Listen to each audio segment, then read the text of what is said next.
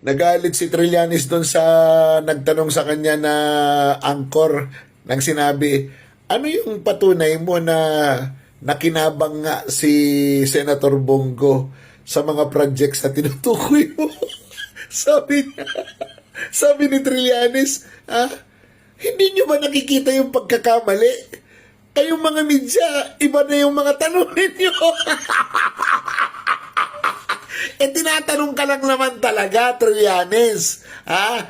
Paano mo nga naman mapapatunayan na nakinabang si Bongo doon sa sinasabi mong mga proyekto? Ano nga naman ang patunay mo?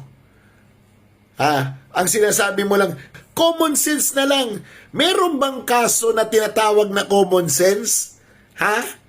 Anong kaso yung common sense? Kaya mo tumigil ka na nga, Trillanes. Gusto mo lang mag-vice presidente at hindi ka mananalo kay Bongo. Yan ang i-admit mo.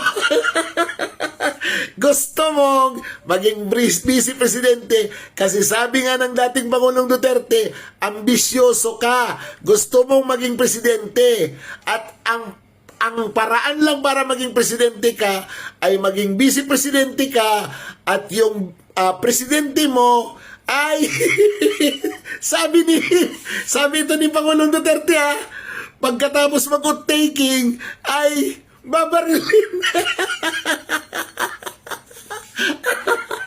Para ikaw na yung maging presidente. Sabi yan ng dating Pangulo Hindi ako. Naniniwala ako doon. Mukhang may pagka-ambisyoso ka nga naman talaga.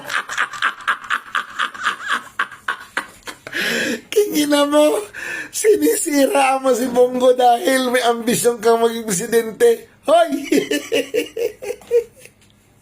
Patunayan mo muna yung mga sinasabi mo, Paulit-ulit, para kang siramplaga. Sayang ang bayot!